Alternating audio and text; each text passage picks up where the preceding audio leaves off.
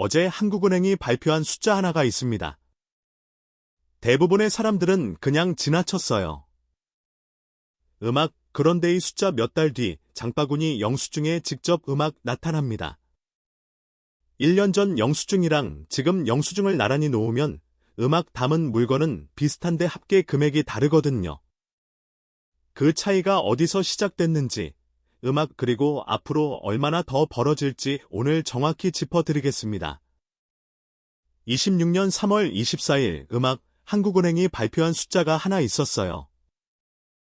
2월 생산자 물가지수가 전월 대비 0.6% 상승했습니다. 지난해 9월부터 지금까지 딱 6개월 연속으로 오음세를 이어오고 있는 거예요. 대부분의 경제 뉴스는 이 숫자를 그냥 지나쳤습니다. 그런데 이 숫자가 왜 중요한지 찬찬히 들여다보면 등골이 서늘해지기 시작합니다. 생산자 물가 지수라는 게 뭔지 먼저 얘기해야 해요. 우리가 마트에서 만나는 가격표, 그게 소비자 물가입니다. 소비자 물가 지수 줄여서 CPI라고 부르죠. 반면에 생산자물가지 지수 즉 PPI는 그 가격표가 붙기 전 단계의 이야기예요. 공장에서 물건이 추화될 때의 가격, 도매상에서 슈퍼마켓으로 넘어가기 직전의 가격입니다. 쉽게 말하면 이렇게 생각해 보세요. 여러분이 드시는 라면 한 봉지가 있습니다. 그 라면이 마트 선반에 올라오기 전에 밀가루도 있고 파미도 있고 나트륨도 있고 포장재도 있고 공장 가동 전기 요금도 있죠. 그 모든 원가가 집약돼서 결정되는 가격이 생산자물가입니다. 생산자물가가 오른다는 건 그 라면 봉지가 공장문을 나서는 순간부터 이미 비싸졌다는 뜻이에요. 그러면 이런 질문이 생기죠. 공장 추화 가격이 오르면 마트 가격도 바로 오르는 거 아닌가요? 여기서 핵심이 등장합니다. 거기에 시차가 있거든요. 공장에서 가격이 오른다고 해서 마트 선반 가격이 내일 당장 오르는 건 아니에요. 유통 단계마다 계약이 있고 재고가 있고 기업들이 소비자 눈치를 보면서 인상 시점을 저울질하는 과정이 있거든요. 식품 회사는 마트와 납품 계약을 맺을 때 보통 몇 개월치 단가를 미리 정해두는 경우가 많아요. 그러니까 원가가 올라도 그 계약 기간이 끝날 때까지는 가격을 못 올리는 거죠. 그 기간이 지나고 계약을 새로 할 때, 그때 소비자 가격이 확 오르는 겁니다. 한국은행이 분석한 자료에 따르면 근원 생산자 물가가 오른 이후 근원 소비자 물가에 반영되기까지 평균 3개월이 걸리는 경향이 있습니다. 석유류나 농축수산물처럼 가격 변동이 즉각적인 품목은 거의 동시에 반영되기도 하고요. 하는 연구에 따르면 원재료 수준의 지수는 소비자 물가의 5개월 정도, 그 아래 단계인 중간재 지수는 약 3개월의 선행성을 보이는 것으로 나타났습니다. 그러니까 지금이 6개월 연속 상승이 의미하는 게 뭔지 천천히 그려봐야 해요. 2025년 9월부터 오르기 시작한 생산자 물가는 이미 상당 부분 소비자 물가에 스며들었을 거예요. 그런데 지금도 멈추지 않고 오르고 있다는 겁니다. 파이프 안에 물이 계속 채워지고 있는 거예요. 그 물이 어디선가 흘러나올 수밖에 없다는 걸 경제학자들은 알고 있습니다. 이번 달 PPI를 주도한 품목들을 보면 더 선명해져요.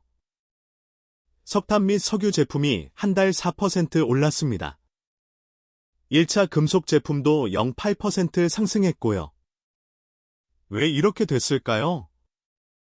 한국은행 물가 통계팀에 따르면 두바이 가격이 1월에는 전월 대비 마이너스 0.1%였는데 2월에 갑자기 14%나 뛰어올랐어요.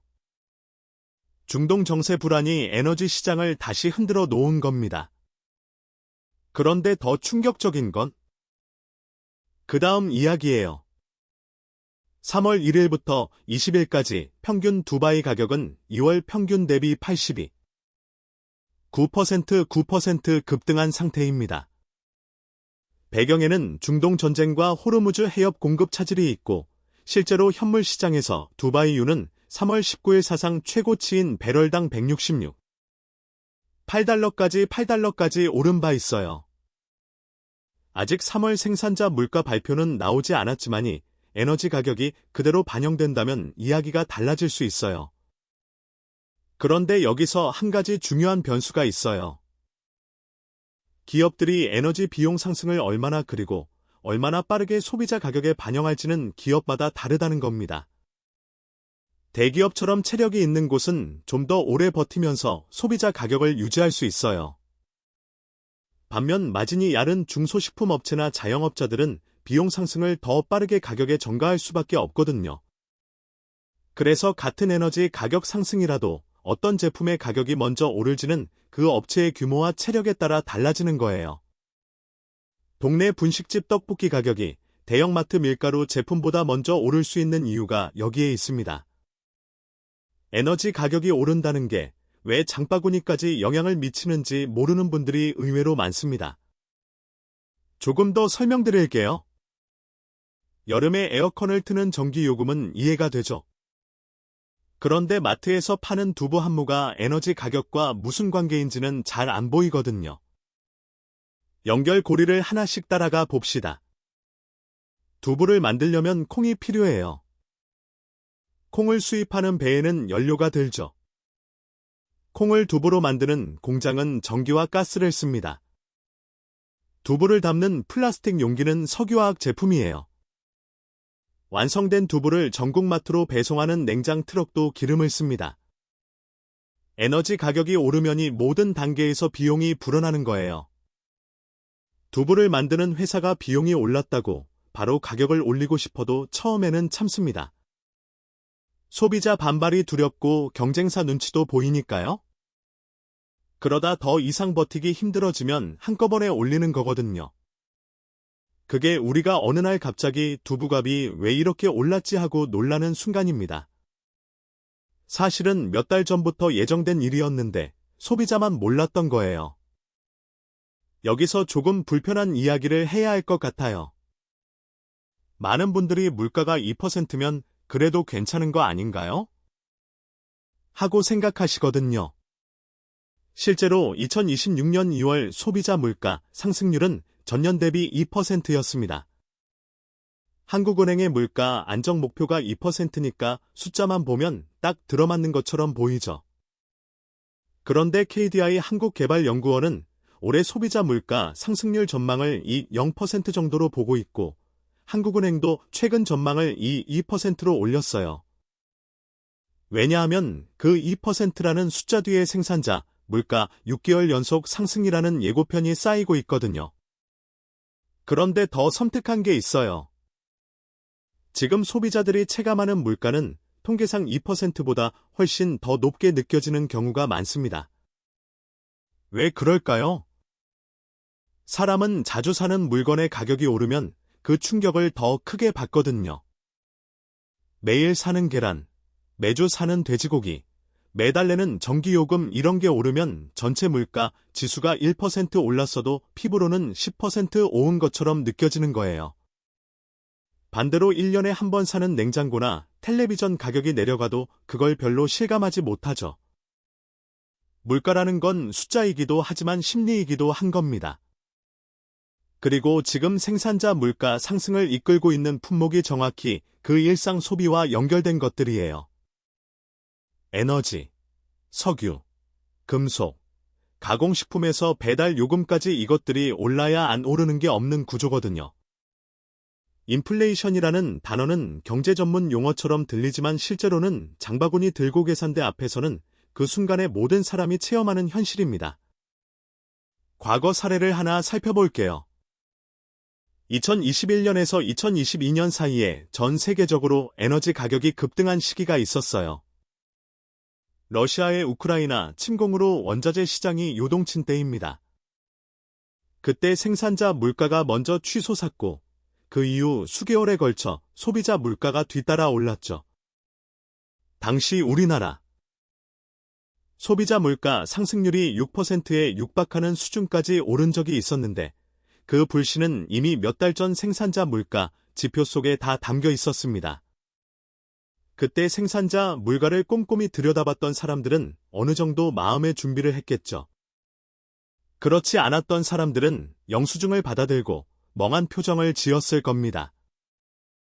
그 시기를 떠올려 보면 공통적으로 나타나는 장면이 있어요. 사람들이 마트에서 계란이 왜 이렇게 비싸졌냐고 묻거든요. 그런데 계란 가격이 오르는 데는 사실 사료값 상승과 에너지 비용 상승이 먼저 있었어요. 양계 농가는 사료를 사야 하고 게사를 드는 난방비도 들거든요. 그게 몇 달에 걸쳐 계란 한 개 가격에 반영된 거예요.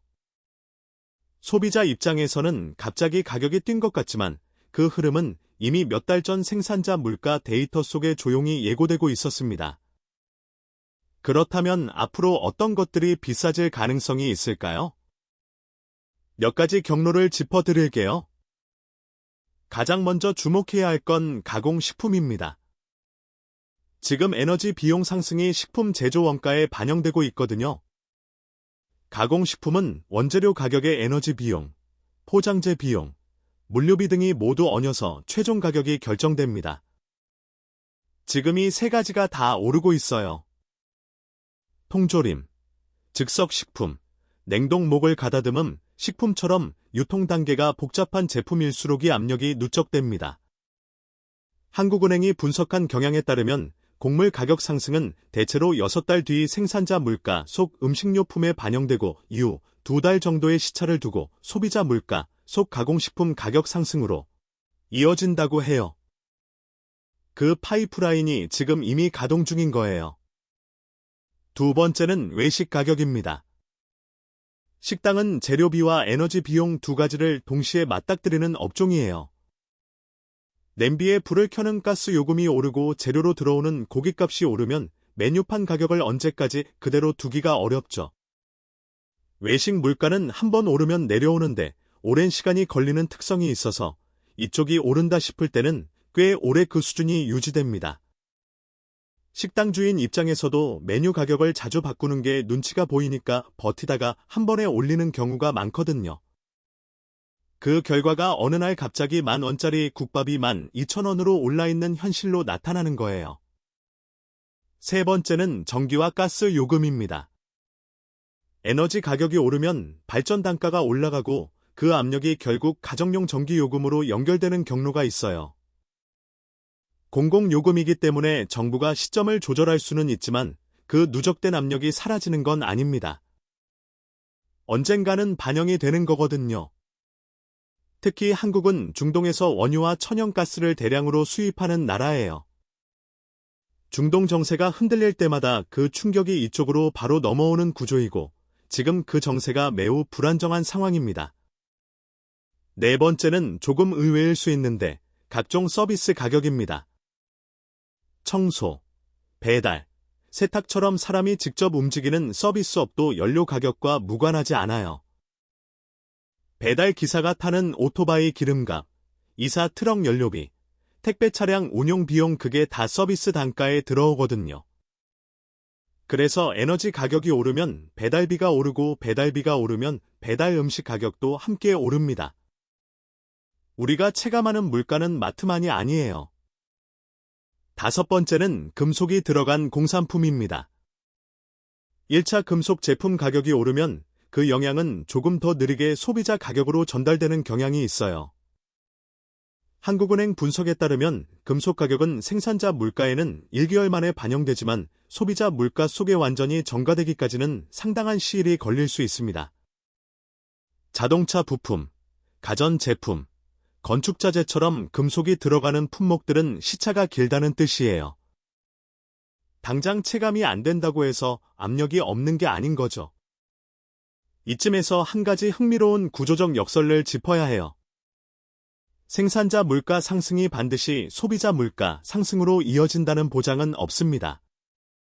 왜냐하면 기업들이 소비자 가격을 올리지 못하면 그 비용을 스스로 흡수해야 하거든요. 마진이 줄어드는 거죠. 이게 소비자한테는 당장은 다행이에요. 가격이 안 오르니까요. 그런데 기업 입장에서는 버티기가 한계에 이르는 순간이 옵니다. 그 순간이 한꺼번에 여러 곳에서 터지면 우리가 아무 예고 없이 갑자기 여러 가지가 동시에 오르는 느낌을 받는 거예요.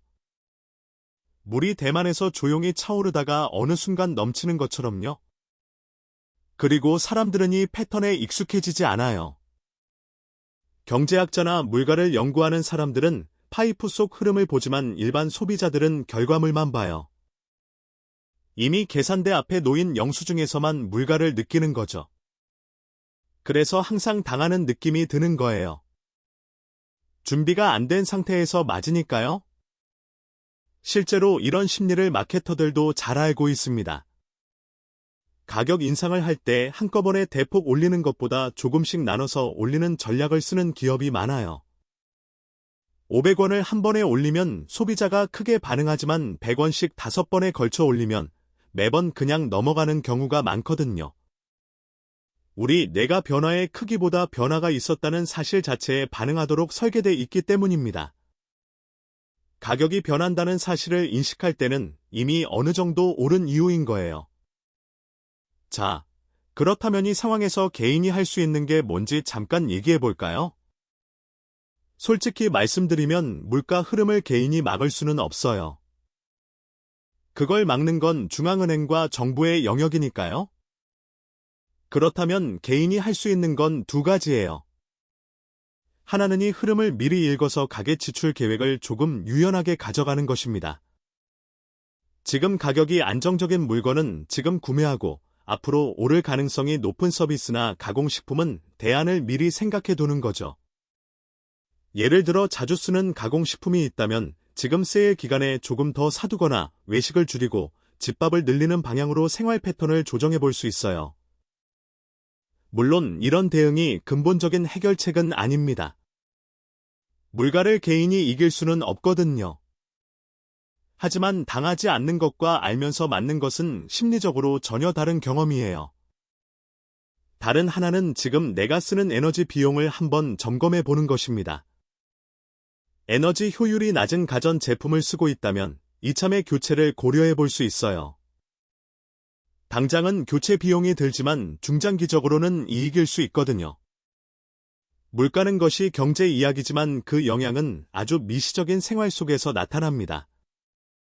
전기요금이 오르는 시대에 전력 소모가 큰 구형 에어컨을 계속 쓰는 것과 에너지 효율이 높은 제품으로 바꾸는 것, 그 차이가 몇 년 뒤 가계 지출에 꽤 의미 있는 격차를 만들 수 있는 거예요. 또 하나 말씀드리고 싶은 게 있어요. 월급은 물가처럼 자동으로 오르지 않는다는 사실입니다. 물가가 2% 오를 때 월급이 그만큼 오르지 않으면 실질 소득은 줄어드는 거예요. 이게 체감 경기가 항상 수치보다 나쁘게 느껴지는 이유 중 하나입니다. 통계는 평균이고 내 현실은 그 평균과 다를 수 있거든요. 특히 식료품이나 에너지처럼 선택권이 별로 없는 필수 소비자의 가격이 오르면 그 부담은 저소득층일수록 더 크게 돌아옵니다. 그리고 여기서 꽤 중요한 포인트가 있는데요. 사람들이 물가 상승에 느끼는 공포는 단순히 지갑이 얇아지는 것 때문만은 아니에요. 통제감 상실이 더 핵심입니다. 내가 아무것도 하지 않았는데 내 생활 수준이 서서히 내려가고 있다는 느낌. 노력한 만큼 보상받지 못하고 있다는 느낌. 그게 경제적 불안의 본질이거든요. 인플레이션은 숫자가 아니라 불안이에요. 그래서 물가 뉴스를 보면 단순히 통계가 바뀌는 게 아니라 많은 사람들의 심리가 흔들리는 겁니다. 그 심리가 흔들리면 소비가 위축되고 소비가 위축되면 경기 전체에도 영향을 주죠. 생산자 물가 하나가 이렇게 긴 연결고리를 만들어내는 거예요. 실제로 경제학자들이 인플레이션 기대 심리라는 개념을 굉장히 중요하게 다루는 이유가 여기 있습니다. 사람들이 앞으로 물가가 오를 것이라고 믿기 시작하면 그 믿음이 현실을 만들어내거든요. 직원들은 임금 인상을 요구하고 기업들은 그 비용을 제품 가격에 반영하고 또 그게 물가를 올리는 거예요. 기대가 현실이 되는 순환이에요. 그래서 중앙은행이 가장 두려워하는 건 물가 그 자체가 아니라 물가가 오를 것이라는 기대가 사회 전체에 퍼지는 순간입니다. 그 순간부터 통제가 훨씬 어려워지거든요. 지금 생산자 물가 6개월 연속 상승이 그런 기대 심리에 불을 붙이지 않도록 한국은행이 매우 예민하게 지켜보고 있는 이유가 바로 여기 있어요. 생산자물가 지수라는 숫자는 대부분의 사람들이 관심을 갖지 않습니다. 어려운 말처럼 들리고 경제기사에 묻혀버리기 쉽거든요. 그런데 이 숫자가 6개월 연속으로 올랐다는 건 파이프 안의 압력이 계속 높아지고 있다는 신호예요. 그 압력이 어디서 어떻게 얼마나 크게 터질지는 품목마다 다르고 시점도 달라요. 가공식품은 비교적 빠르게, 금속이 들어간 공산품은 천천히, 에너지 관련 서비스는 그 중간 어디쯤에서 그 흐름이 지금 동시에 진행 중이에요. 그리고 이 흐름을 알고 있는 사람과 모르는 사람 사이에는 작은 차이가 생깁니다. 거창한 투자 전략이 아니에요. 그냥 미리 아는 것, 그게 다예요. 마트에서 가격표가 갑자기 바뀌었을 때 당황하는 대신아, 이건 몇 달 전부터 예고된 흐름이구나 하고 받아들이는 거죠. 그 여유 하나가 더 나은 소비 결정을 만들어줍니다.